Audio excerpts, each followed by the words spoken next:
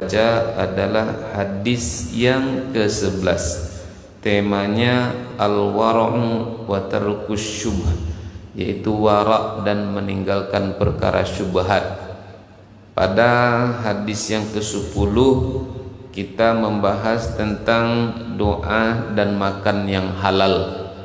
Doa dan makan yang halal itu diantara yang kita jelaskan ayah bunda, bahwasanya Allah subhanahu wa ta'ala itu adalah zat yang maha baik, dan Allah yang maha baik itu takkan menerima kecuali yang baik-baik. Artinya ketika Allah suka kepada yang baik, buatlah yang baik-baik itu. Kalau Allah tak suka dengan yang tak baik, jangan dibuat yang tak baik. Apa sebab? Kebaikan yang kita lakukan juga akan kembali kepada diri kita sendiri berupa kebaikan demi kebaikan.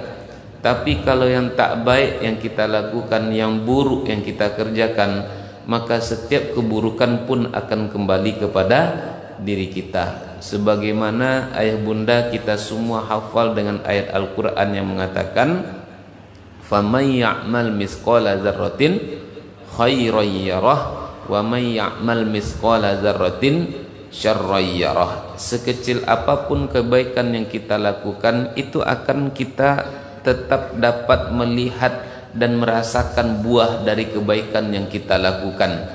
Kalimat-kalimat yang sederhana saja, zikir-zikir yang mudah saja kita lakukan akan diperhitungkan Allah subhanahu wa ta'ala. Contohnya ada hadis Nabi yang mengatakan, kalimatan habibatan ilar rahman khafifatan alal lisan thaqilatani fil mizan subhanallahi wa bihamdih subhanallahil azimi.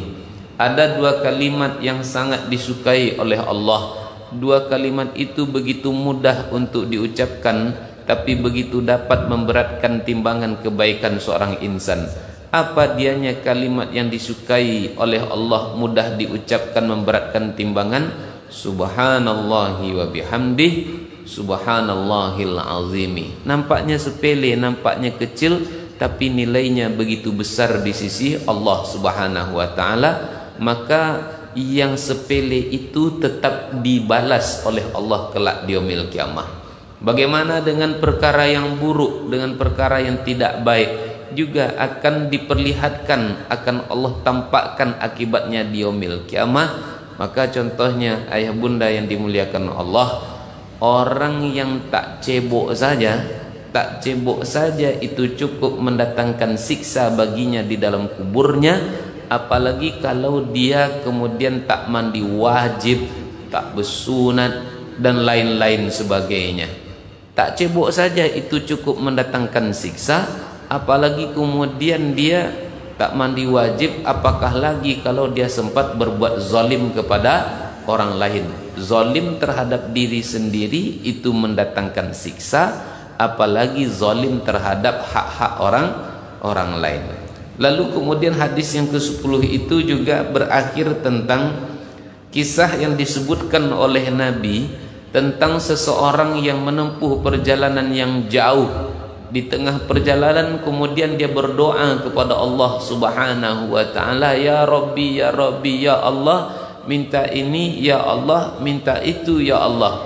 Tapi kemudian kata Nabi, sementara ketika itu yang dia makan yang haram, yang dia minum yang haram, yang dia pakai yang haram, fa anna yustajaba lahu lidzalik. Bagaimana mungkin Allah akan mau mengabulkan doa demi doa orang itu? Kenapa Allah tak mau mengabulkan doa mereka?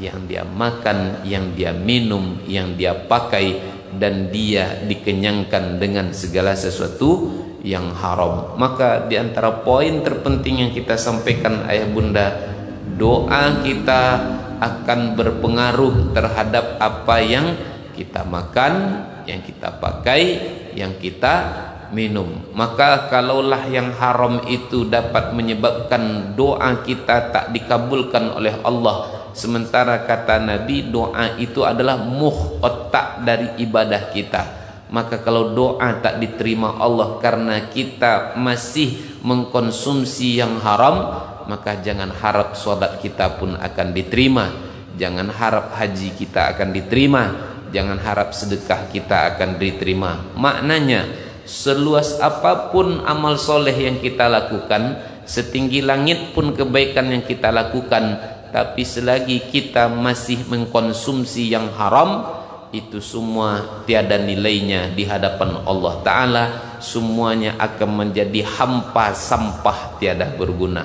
Maka kita bermohon kepada Allah, semoga Allah jauhkan diri kita dari perkara-perkara yang diharamkan oleh syariat atau oleh agama nan mulia. Amin ya rabbal alamin. Ayah bunda, pada kesempatan nan mulia ini kita lanjutkan hadis yang ke-11, yaitu temanya tentang wara. Apa temanya, Bu? Wara.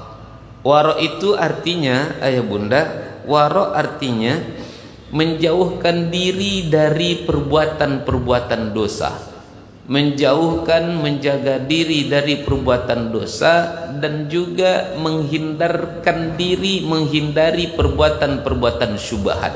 Itu artinya. Syubhat telah kita jelaskan, ayah bunda. Syubhat itu perkara-perkara yang samar-samar, sesuatu yang tidak jelas. Kita baca hadisnya, bunda. An Abi Muhammad Al-Hasan ibni Ali ibni Abi Talib, sabtu Rasulillahi sallallahu alaihi wasallam wa raihanatuhu radhiyallahu anhuma qala hafiztu min Rasulillah sallallahu alaihi wasallam. Dari Abi Muhammad, yaitu Hasan bin Ali bin Abi Talib, cucu Rasulullah sallallahu alaihi wasallam dan kesayangan Rasulullah sallallahu alaihi wasallam, Allah meridhai mereka berdua. Jadi hadis ini diriwayatkan oleh cucu Nabi putra dari Ali bin Abi Talib, yaitu Hasan. Kata Hasan, hafiztu min Rasulillahi sallallahu alaihi wasallam, aku menghafal dari Rasulullah sallallahu alaihi wasallam. Apa yang dihafal oleh Hasan bin Ali dari Rasulullah, dari kakeknya? Da' ma yaribuka ila ma la yaribuka. Tinggalkanlah yang meragukanmu, lalu kemudian bersegeralah ambillah kepada yang tidak meragukanmu. Tinggalkanlah apa yang kamu ragu kepada apa yang tidak kamu ragu. Artinya, ayah bunda, hadis ini mengingatkan segala sesuatu yang kita ragu di situ, kata Nabi, maka tinggalkan. Hal-hal yang samar-samar, hal-hal yang tidak jelas bagi kita, sebaiknya kita tinggalkan. Apa sebab? Sebagaimana hadis-hadis yang telah lalu kita baca, perkara yang samar-samar, perkara yang tidak jelas, perkara yang kita keragui itu lebih mendekat kepada yang haram. Maka yang samar-samar, yang tak jelas itu banyak dalam syariat. Maka kemudian Nabi menunjukkan yang tak jelas itu, yang kita keragui itu, tinggalkan. Sekali lagi, karena yang samar-samar, yang dikeragui itu, urusan seperti itu lebih dekat kepada yang haram. Kita tengok, ayah bunda, berupa contoh-contoh bagaimana para sahabat itu mengamalkan warok dalam kehidupan mereka. Warok para sahabat itu contohnya seperti apa? Dulu pernah Abu Bakar Siddiq radhiyallahu an, dia punya budak, dia punya hamba sahaya. Biasanya setiap hari hamba sahaya itu selalu ada korma yang diberikannya. Setiap kali hamba sahayanya memberikan korma kepada Abu Bakar Siddiq, dia selalu bertanya, ini engkau dapat dari mana? Korma ini engkau dapat dari mana? Ketika dia bisa menjelaskan dengan baik korma itu dia dapat dari mana, terlebih kalau itu halal, maka dia, Abu Bakar, baru mau memakannya. Suatu ketika, ayah bunda, Abu Bakar diberikan kurma oleh hamba sahayanya, lalu kemudian dia tak bertanya, langsung dimakannya. Ada yang mengatakan ketika itu Abu Bakar sedang berpuasa karena dia saking laparnya sehingga dia tak bertanya kepada hamba sahayanya itu kurma itu dia dapat dari mana.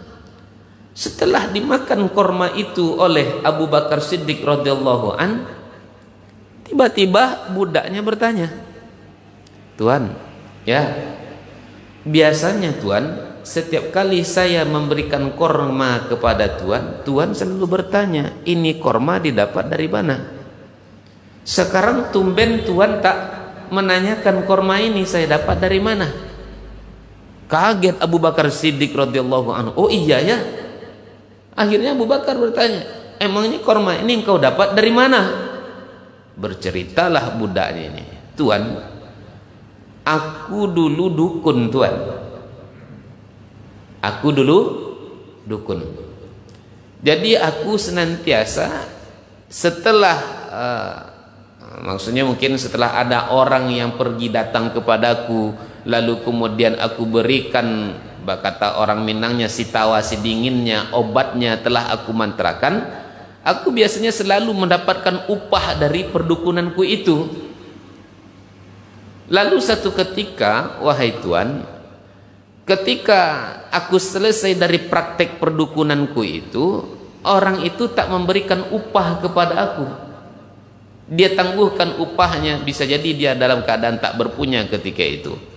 Maka tadi aku berjumpa dengan dia dan kemudian dia membayar upahku yang dulu belum dia berikan kepadaku.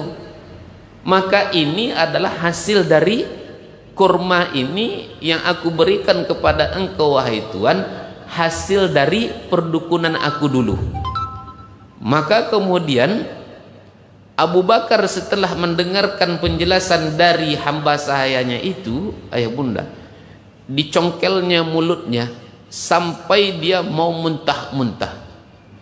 Kemudian tanya hamba sahaya, "Kok engkau lakukan itu wahai Tuan? Engkau sampai muntah-muntah."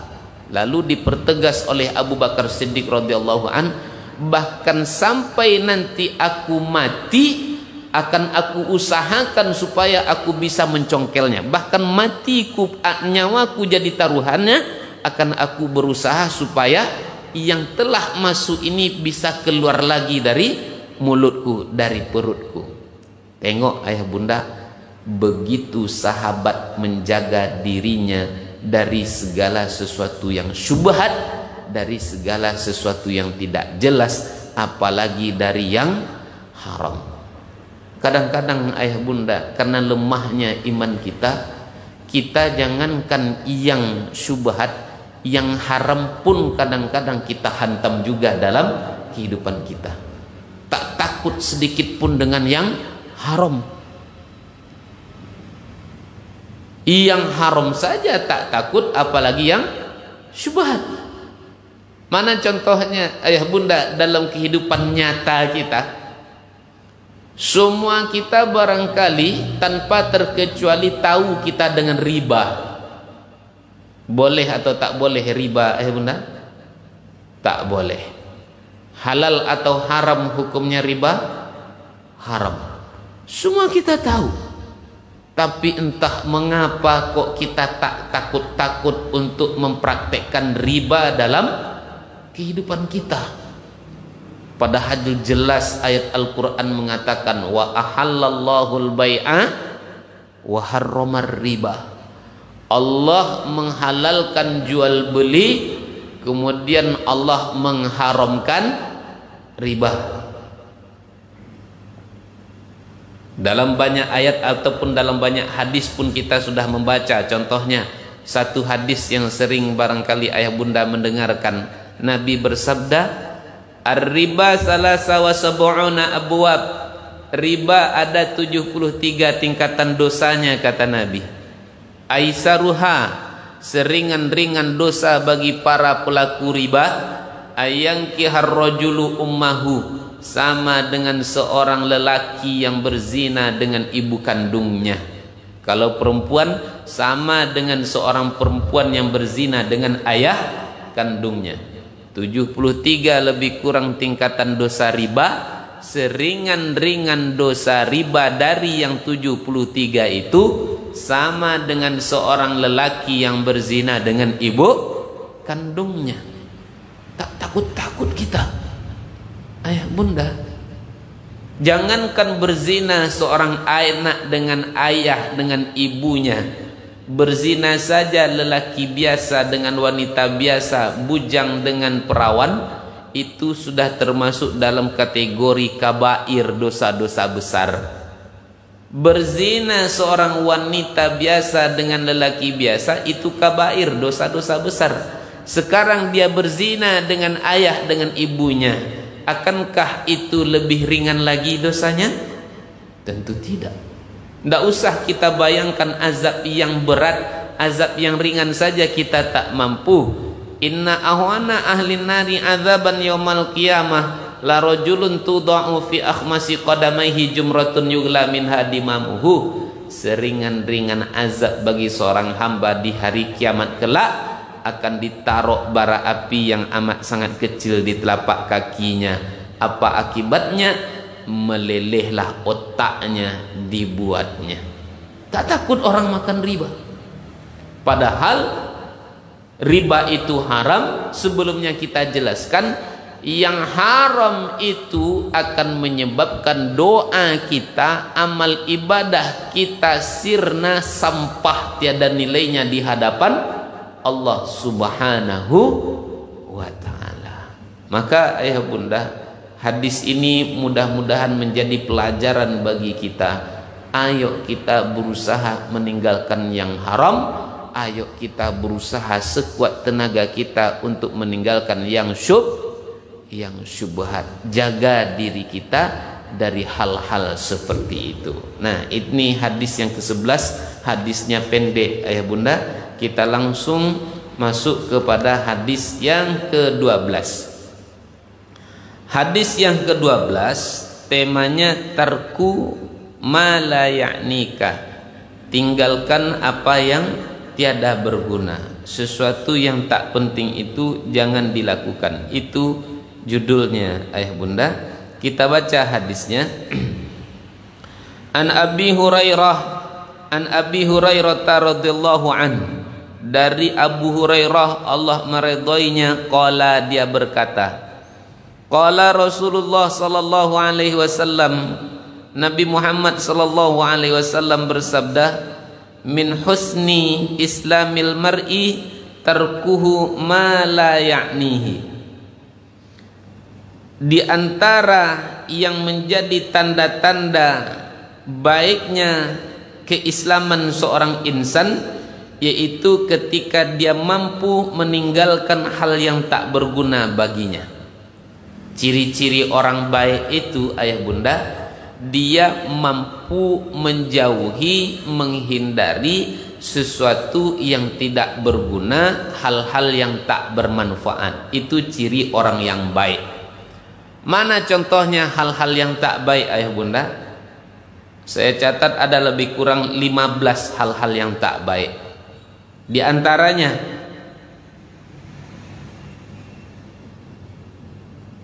nonton lawak. Nonton apa bu?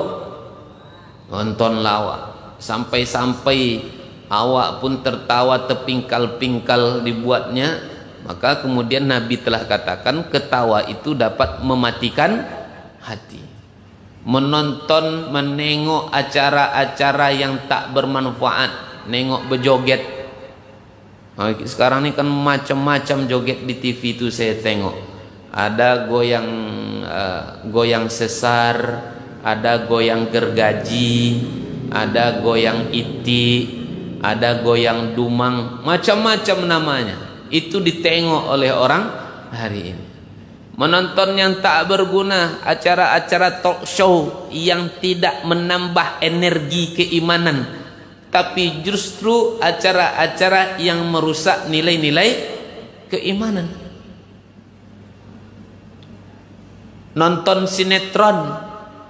sinetron yang ditonton, film Korea yang ditengok, film orang yang tak pernah mandi wajib itu yang ditengok, film yang menceritakan, menjelaskan tentang kisah-kisah percintaan. Tengok film-film anak muda kita sekarang ayah bunda, sinetron-sinetron, tak lebih dari satu, memotivasi anak-anak untuk berpacaran. Di dalam film itu, demi pacar korbankan segala sesuatu, cabut dari sekolah, melawan kepada kedua orang tua, lalu kemudian bahkan pacaran ujungnya menikah beda agama. Kan sampai ada pula nyanyinya Pak Bu, menikah beda agama. Demi cinta halalkan segala cara. Hal-hal yang ditonton khususnya oleh anak-anak dan juga banyak dikonsumsi oleh emak-emak, sehingga anak-anak kita jauh dari nilai-nilai agama. Hal-hal yang kurang bermanfaat. Salahkah kalau orang main Facebook? Tidak salah. Salahkah anak-anak kalau main Instagram? Tidak salah. Salahkah anak-anak kita kalau main TikTok? Mungkin tidak salah.